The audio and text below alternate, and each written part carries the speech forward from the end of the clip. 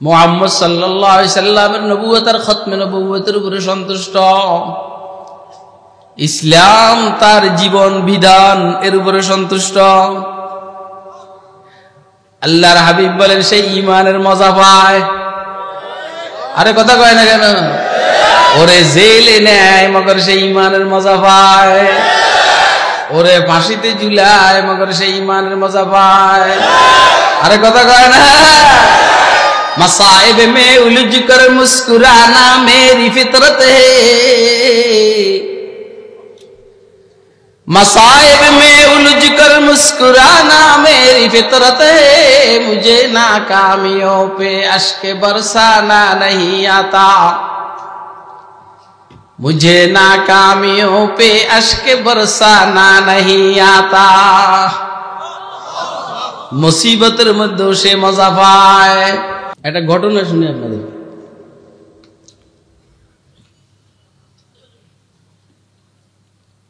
ফিলিস্তিনের ঘটনা, ইসরায়েলের ঘটনা।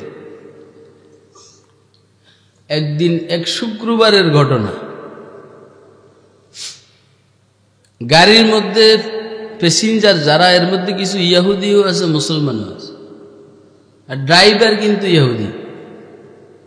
ড্রাইভার জুমাবার হিসাবে সময় মতো একটা মসজিদের সামনে গাড়িটাকে ব্রেক করছে।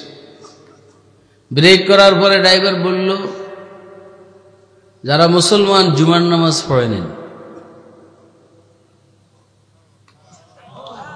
যারা মুসলমান জুমার নামাজ পড়ে নেন। ঠিক আছে না? বাহ্যিকভাবে মনে হইল ইহুদিটা খুব ভালো। কি মনে করেন আপনারা? নামাজের পরে এক মুসলমান ইহুদি ড্রাইভারকে জিজ্ঞাসা করলো যে, ভাই তুমি আমাদেরকে জুমার নামাজ পড়ার সুযোগ দিলা, এটা তো বুঝলাম না। এটা খেয়াল করবেন, ইহুদিরা বাহ্যিকভাবে উপকার করলেও নিয়ত খারাপ থাকে। যেমন শয়তান বাহ্যিকভাবে আপনার উপকার করলেও বুঝবেন যে আপনার ক্ষতি করতে আসে। এটা আপনি বুঝেন। বাদাম টাদাম খাওয়া বন্ধ। কি বাদাম? বাদাম গায় মাই দিমাইছে মায়।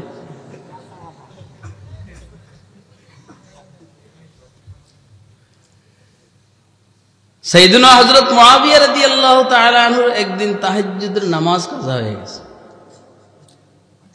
উনি খুব কান্নাকাটি করছেন। বুঝছেন কি কাজা হয়েছে? তো খুব কান্নাকাটি করছে। 2-4 দিন পরে আবার হযরত মুআবিয়াকে ঘুমে পাইছে, ইবলিসে আইসা জাগাইতে আছে। আইসা কয়, হুজুর উঠেন, তাহাজ্জুদ করেন। হ্যাঁ, বুঝলেন না? কে? আচ্ছা বলেন, ইবলিসে কি তাহাজ্জুদ পড়ায় না বাধা দেয়? আজকে কি করতে আছে?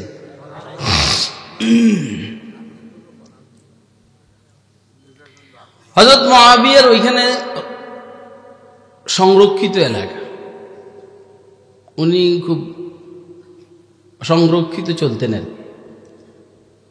সাইয়েদনা আলী মুরতাজা রাদিয়াল্লাহু তাআলা এমন ছিলেন। হযরত মুআবিয়ার এখানে ব্যবস্থাপনা মজবুত ছিল। তো হযরত মুআবিয়া বললেন, তুমি কে এইখানে ঢুকলে আমার এইখানে? আমার এইখানে তো পাহারাদার আছে, ঢুকলে কেমনে? আমি ঢুকতে পারি।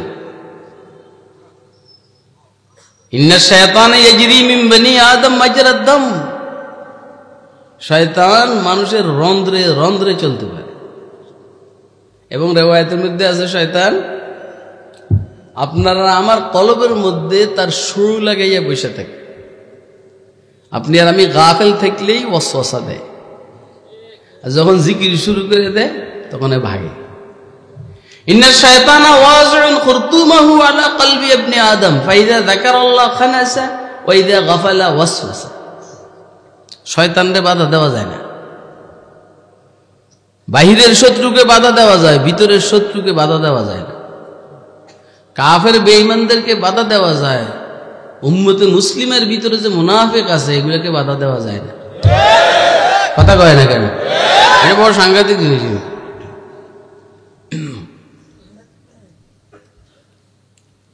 তুই কে? আমি আপনার আগেকার বন্ধু। এটা দরস না? তুই আমার জাগাইলি কিনলে গে? কয় না এমনি। কয় বল তুই, তোরও দেখা যায় না আমারও রুহানি শক্তি আছে পয়গম্বরের সোহবতের কারণে, রাসূলের সোহবতের কারণে আমারও রুহানি শক্তি আছে। আমি তোর ধরে পিডামো, যাইতে পারবি না। ওই ভূত ফেরত দেখা যায়, কথা কয় না। কিন্তু যারা এই লাইনে কাজ করে এরা ভূত ফেরত দৈরে পিডায় না, ওরা কথা কয় না, পিডায়। হযরত মুআবিয়া এই কথাটাই বলছে। আসল কথাটা কি লিগে আমরা জাগাইছিস? ইবলিসে কয় ঘটনা হইল গত 2-3 দিন আগে যে তাহাজ্জুদ পড়তে পারে নাই, আমি ঘুম পাড়াইয়া দিছি। আমি বলছি গুমজা গুমজা নীলমণি, ঘুম না গেলে কিল করি। ছোট বাচ্চাদেরকে এইভাবে ঘুম পাড়ায় না? আপনাদের এলাকায় আছে নাকি? আমি তো আপনার ক্ষতি করার জন্য তাহাজ্জুদ কাজা করাইছি, কিন্তু আমি তামসা দেখছি সারাদিন যে কান্নাকাটি করছেন। তাহাজ্জুদ ফইরা যা আগাইতেন, না ফইরা কান্নাকাটি করে এর চেয়ে অনেক বেশি আগাই গেছে। আমি চিন্তা করলাম আজকেও যদি তাহাজ্জুদ কাজা হয়, আজকে আবার কোনটা ঘটান, এই জন্য জাগাইয়া দিছি। আপনারা কি আমার কথা বুঝতেছেন? কে কে বুঝতেছেন হাত তুলে দেখেন তো।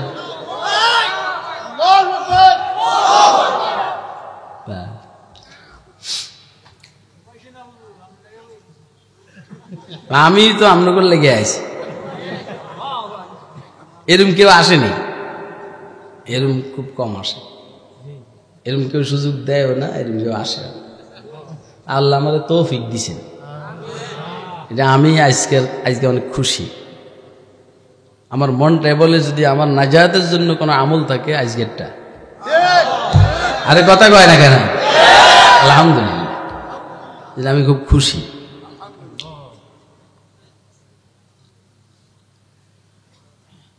ইহুদি বলল, দেখো তোমাদেরকে জুমার নামাজ পড়ার সুযোগ দিছি আমি এই জন্য, এই তোমরা যে জুমা পড়লা এতে তোমাদের অত লাভ হয় নাই, আমরা ইহুদি এদের এত ক্ষতি হয়নি। কথাটা খুব বুঝবেন। কি হয়েছে? ওই যে আমাদের ধর্মীয় কিতাবের মধ্যে আছে, মুসলমানরা যতদিন জুমার নামাজ ঈদের নামাজের মতো ফজরের নামাজ পড়া আরম্ভ করবে, যেই পরিমাণ মুসল্লি জুমায় আসে, যেই পরিমাণ মুসল্লি ফজর ঈদের নামাজে আসে, এই পরিমাণ মুসল্লি যদি আলা তুল লাগাতার ফজরের নামাজ পড়তে থাকে, এই মুসলমানদের সাথে পৃথিবীর কোনো বেঈমান শক্তি পারবে না। আর আমরা লক্ষ্য করছি তোমরা জুমার নামাজে যেই পরিমাণ আসো, ঈদের নামাজে যেই পরিমাণ আসো, ফজরে এর 100 ভাগের 1 ভাগও আসো। কথা কয় না? এই জন্য আমাদের যেহেতু ক্ষতি হবে না, তোমাদের যেহেতু লাভ হবে না, এই জন্য আমি সুযোগ দিছি যে জুমার নামাজটা পড়। একটা লম্বা বয়ান হইল, ফজরের নামাজ আমরা জামাতের সাথে মসজিদে পড়তে পারলাম না, ক্ষতি হয়ে গেল। এই জন্য এই লম্বা বয়ান করে ক্ষতি করার পক্ষে না। ঠিক আছে নি? কথা কয়, কথাটা খুব বুঝেন। আজকে ফজর নামাজ মসজিদে কে কে পড়ছেন একটু হাত তুলে দেখান। নামান হাত, যারা ফজর নামাজ পড়েন নাই মসজিদে জামাতের সহিত, বাসায় পড়ছেন কিন্তু মসজিদে পড়েন নাই, এরাও হাত উঠান। উঠান, সমস্যা কি? আপনার বিরুদ্ধে মামলা হবে না তো।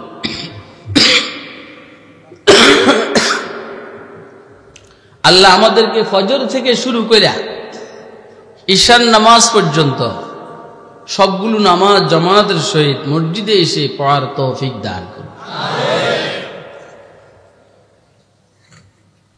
যেই সূরা আমি আপনাদের সামনে তেলাওয়াত করেছি, যেহেতু তাফসীরুল কোরআন মাহফিল, এই জন্য একটু না বললে তো আর তাফসীর হইল না। এই সূরা অবতীর্ণ হওয়ার একটা প্রেক্ষাপট আছে, শানে নুজুল। আপনার সাইয়েদনা সিদ্দিক আকবর রাদিয়াল্লাহু তাআলা আনহুকে চিনেন না? মাশাআল্লাহ, আবু বকর সিদ্দিকের, আবু বকর সিদ্দিক। উনি তো প্রথম দিকে ইসলাম গ্রহণ করেছেন, একদম প্রথম দিকে, এবং ওনার ইসলাম গ্রহণ করার ঘটনা বড় মজাদার, অনেক সুন্দর। হুজুর আকরাম সাল্লাল্লাহু আলাইহি সাল্লামকে আল্লাহ যখন নবুয়ত দান করলেন, আবু বকর সিদ্দিক কিন্তু তখন এলাকায় ছিলেন, উনি কাজে ছিলেন, বাহিরে ব্যবসায়িক কাজে। এই ফাঁকি দিয়া হুজুরকে আল্লাহ পয়গম্বর বানাইলেন। শুনতেছেন নি কথা? আমি বেশি সময় নিব না। এই ফাঁকে দিয়ে আল্লাহ হুজুরকে পয়গম্বর বানাইলেন। আবু বকর সিদ্দিক হুজুরের বাল্য বন্ধু, হুজুরের থেকে বয়সে 2 বছর ছোট। আবু বকর আসার পরে হুজুর সাল্লাল্লাহু আলাইহি সাল্লাম আবু বকরের সামনে হুজুরের নবুয়তকে পেশ করলেন যে আবু বকর, আমাকে আল্লাহ নবী বানাইছে, তুমি গ্রহণ করো। আবু বকর সিদ্দিক বললেন, আমার গ্রহণ করতে কোনো সমস্যা না, আমি আপনাদের চিনি। আমরা বুঝতেছিলাম যে পুরা মক্কা বা পুরা দুনিয়ার যুবকদের অবস্থা আর আপনার অবস্থা বেশ কম। এতে আমরা বুঝতেছিলাম যে আপনার গতি কিন্তু অন্যরকম। আরে কথা কয় না, এটা গতি আছে না, এটা গতি আছে তো। এবং আমরা পূর্বকার কিতাব এগুলার থেকে বুঝতে পারতেছিলাম যে আখিরি জামানার পয়গম্বর খুব দ্রুত জমিনে তশরিফ আনবেন। এখন শুধু একটু পরীক্ষার বাকি, সেটা কি আপনি কিনে একটু জানার দরকার। এমনি তো লক্ষণ ভালো। আপনার নবুয়তের দলিলটা একটু দিলেই আমি মেনে নিব। কথা বুঝবেন কিন্তু, অনেকেই কিন্তু মানে না। যেমন আবু জাহাল বলছিল, মোহাম্মদ তুমি যদি বলতে পারো আমার হাতে কি, তাহলে আমি ঈমান আনব। বুঝছে না? হুজুর বলছেন যে আমি বলবো না, তোমার হাতের ভিতরে যেটা আছে সেটাই বলবো। আর আমি বলবো তোমার হাতে কি আছে, না হাতের ভিতরে যেটা আছে সেটাই বলবে। কোনটা কও? এটা হইলে তো আরো ভালো। হাতের ভিতরে যেগুলা আছে সেগুলা বলা আরম্ভ করছে, লা ইলাহা ইল্লাল্লাহ মুহাম্মাদুর রাসূলুল্লাহ। ওরও কথা কয় না, কি বলা আরম্ভ করছে? হ্যাঁ, আবু জাহল রাগে ফেক্কে বলাইছে, আমার হাতের ভিতরের থেকে মুহাম্মাদের কথা বলাস। আবু বকর সিদ্দিকের বিষয়টা এমন না। আবু বকর সিদ্দিক বললেন যে একটু আপনি বললেই হয়। ঘটনা ঘটছে, হযরত আবু বকর সিদ্দিকের বয়স যখন 16 বছর, হুজুরের বয়স হলো 18 বছর। আবু বকর সিদ্দিক তখন ব্যবসায়িক কাজে সিরিয়া গেছে। ওইখানে আবু বকর সিদ্দিক একটা স্বপ্ন দেখছেন। স্বপ্ন হইল, তোমার যুগের নবীর জন্মগ্রহণ হয়ে গেছে এবং তুমি ওনার উপর ঈমান আনবা, ওনার উপদেশটা হবে, ওনার ইন্তেকালের পরে তুমি খলিফা হবে। এই কথাগুলো স্বপ্নে দেখছে। আবু বকর সিদ্দিক জিন্দেগিতে কাহার কাছে বলেন। আজকে হুজুর সাল্লাল্লাহু আলাইহি সাল্লাম বলতেছেন, আবু বকর তুমি আমার কাছে আমার নবুয়তের দলিল চাও। আমার নবুয়তের দলিল হইলে এখন থেকে 22 বছর আগে সিরিয়ার জমিনে তুমি যে স্বপ্নটা দেখছো, সেই স্বপ্নটা হইলো আমি মুহাম্মদের নবুয়তের দলিল। আপনারা কি আমার কথাটা বুঝতেছেন? কয় বছর আগে দেখছেন কে? আর স্বপ্ন বলতেছেন কে?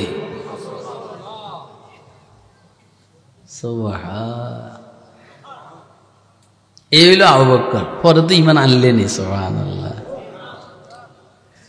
হযরত সিদ্দিক একবার ঈমান আনার পরে, ঈমানের একটা মজা আছে না ভাই? দেখছো কথা কয় না? আরে ঈমানের মজা আছে নি? কিরকম? বিড়ির মতো। তুমি উঠবে তো যাইবে না, যাও। এবার মোড়ামুড়ি দিতে আছে বাইক মাসের মতো।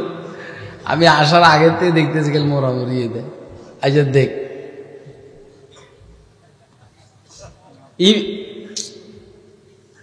বুঝছেন নি আপনি? ঈমানের মজা আছে না? আল্লাহু আকবার। যেই মজার কারণে হযরত বেলাল মাইর খান আর বলেন আহাদ আহাদ আহাদ আহাদ। ওর কথা কয় না। হযরত বেলাল মারে, আর হযরত বেলাল বলে আহাদ আহাদ আহাদ আহাদ। কে কার কথা বলে? বলে না কার কথা বলে? মজা আসেনি? যাদেরকে আল্লাহ মজা দিছে আর কি তারা পায়। নামাজের মজা যারা পাইছে এরা ছাড়তে পারে না, রোজার মজা যারা পাইছে এরা ছাড়তে পারে না, জিকিরের মজা যারা পাইছে এরা ছাড়তে পারে না। আবু বকর এমন মজা পাইছেন, এখন ব্যবসা ট্যাবসা থুইয়া শুধু হুজুরের সাথে থাকে, সব বাদ, মজা পেয়ে গেছে মজা। قال سيدنا رسول الله صلى الله عليه وسلم ذاق طعم الإيمان من رضي بالله ربا وبالإسلام دينا وبمحمد رسولا। আল্লাহর হাবিব বলেন ঈমানের মজা পায় কে কে? ঈমানের মজা কে? আপনারা সজাগ আছেন নি? কে কে সজাগ আছেন? ধন্যবাদ উঠান। দেখছেন নি এত রাত্রে ওয়াজ করলে সমস্যা এগুলা। আমি দেখতেছি দুই একজনে ঘুমায়, আমি ছেড়ে দিব। মান রাজিয়া বিল্লাহি রাব্বা, যে বা যারা আল্লাহর রুবুবিয়তের উপরে সন্তুষ্ট, আমার লালন পালনকারীকে, আমার সমস্ত সমস্যার সমাধানকারীকে, যে আল্লাহর রুবুবিয়ত মুহাম্মদ সাল্লাল্লাহু আলাইহি সাল্লামের নবুয়তের খতমে নবুয়তের উপরে সন্তুষ্ট, ইসলাম তার জীবন বিধান এর উপরে সন্তুষ্ট, আল্লাহর হাবিব বলেন সেই ঈমানের মজা পায়। আরে কথা কয় না কেন? ওরে জেলে নেয় মগর সেই ঈমানের মজা পায়, ওরে ফাঁসিতে ঝুলায় মগর সেই ঈমানের মজা পায়। আরে কথা কয় না? मसाइब में उलझ कर मुस्कुराना मेरी फितरत है, मसाइब में उलझ कर मुस्कुराना मेरी फितरत है, मुझे नाकामियों पे अश्क बरसाना नहीं आता, मुझे नाकामियों पे अश्क बरसाना नहीं आता। मुसीबतेर मध्य से मजा पाए। আরে কথা কয় না কেন? প্রচন্ড শীতের মধ্যে ঠান্ডা পানি দিয়া ওযু করে তাহাজ্জুদ করতে সে মজা পায়। ঠিক আছে নি? পেটে ক্ষুধা পাথর বাদে মগর সে মজা পায়। मसाइब में उलझ कर मुस्कुराना मेरी फितरत है, मुझे नाकामियों पे अश्क बरसाना नहीं आता। এক আশিক, বুঝাইবার জন্য বলছি, এক আশিক পাবলিকে দইরা হেরে কেবল ফিডা মাইয়া একটার লগে হের ফ্রেন্ড, পাবলিকে দইরা ফিডায়, এতে কেবল হাসে, ফিডা খায় আর হাসে। কিছুক্ষণ পরে ও কাঁদে, তো হেরে জিজ্ঞেস করে কি রে তুই হাসলি প্রথম, এখন কান্না করস কেন? প্রথম হাসছি এই জন্য, যখন আমার প্রথম মারতেছিল তখন আমার সাথে যার প্রেম সে দেখতে আছে, সে দেখতেছে আমার কাণ্ডটা, এই জন্য আমি হাসছি। কিন্তু এই জালিম চলে গেছে পরে আমি ব্যথা পাওয়া আরম্ভ করছি। খুব খেয়াল করেন কথাটা। ইমানদারের সাথে যখন যা করা হয় সারা দুনিয়াতে, আল্লাহ কি দেখেন না? দেখেন না? আরে কথা কয় না? না কেন মাইয়ার মতো আল্লাহ বলায় নাকি? কথা কয় না? এই জন্য ইমানদারের উপরে যত মুসিবত আসবে ইমানদার তত মজা পায়, কারণ আমার মাওলাই দেখতেছেন আমি ওনার জন্য মার খেতে আছি। मसाइब में उलझ कर मुस्कुराना मेरी फितरत है, मुझे नाकामियों पे अश्क बरसाना नहीं आता। शेखुल इस्लाम औलाद रसूल सल्लल्लाहु अलैहि वसल्लम सैयद हुसैन अहमद मदानी बोलेन, मसाइब में उलझ कर मुस्कुराना मेरी फितरत है, मुझे नाकामियों पे अश्क बरसाना नहीं आता। আমি কোনো সময় ফেল করলে আমার চোখ দিয়ে পানি আসে না, কারণ ফেল করলো আল্লাহর জন্য, পাস করলো আল্লাহর জন্য। কথা কয় না কেন? কথা বুঝতেছেন আপনারা? আল্লাহ বুঝার তৌফিক দান করে। আবু বকর সিদ্দিক এমন মজা পাইছে, এখন সব বাদ দেওয়ার কারণে ব্যবসা বাণিজ্য মার খেয়ে গেছে। তো আবু বকর সিদ্দিক রাদিয়াল্লাহু তাআলা আনহুর বাল্য বন্ধু একটা ছিল, আগেকার পার্টনার কালদা ইবনে উসাইদ। কালদা ইবনে উসাইদ আবু বকর আগে তো ভালো হয়েছিল, লাত উজ্জার তালে চলতে ব্যবসা বাণিজ্য ভালো। পরে লাত উজ্জারে বাদ দিয়ে মুহাম্মদের পানি পড়া খাইয়া অন্তর ধরা খাইছে। আর কথা কয় না। আমাদের মধ্যে দেখবেন কেউ ব্যবসায় হঠাৎ করে নামাজ ধরছে, রোজা ধরছে, ব্যবসা একটু দুর্বল হয়ে যাওয়ার পরে দোস্ত আপা পুরা কয়, হঠাৎ করে এক ঘটনা স্মরণ হয়েছে। খেয়াল করেন, ভারতের ঘটনা। ও নামাজ পড়তো না, মুসলমান তো, বুড়া তো, এখন একটা ঝোঁক আসছে যে নামাজ পড়বো, মসজিদে যায়।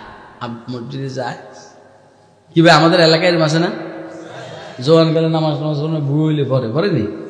অর্থাৎ যে সময় রিটায়ার্ড, কোনো কোম্পানিও চাকরি দিব না, কোনো সরকারও চাকরি দিব না, আর বজিয়ে কয় যে বুয়া ক্যাডার করে যান, মসজিদে যান, তবলিগে যান।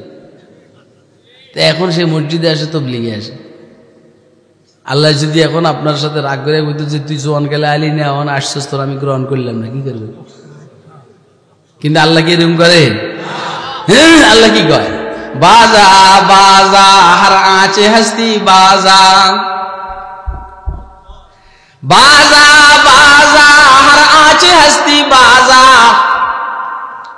গর কাফের বুত পুরুস্তি বাজা, ই দরগাহে মা দরগাহে না উম্মিদিনিস, সদবার আগর তওবা শিকস্তি বাজা। আমার এটা নিরাশ হওয়ার দরবার নয়, পৃথিবীর কেউ তোরে জায়গা দিবে না, আমি আল্লাহ বাধা দিব না। আরে কথা কয় না, পৃথিবীর কেউ তোরে জায়গা দিবে না, মগর আমি আল্লাহ বাধা দিব না। বাজা বাজা আর আজ হস্তি বাজা, গর কাফের গেবরবুত পুরুস্তি বাজা। এই বুয়া মসজিদে আসা যাওয়া করে, এ ভাই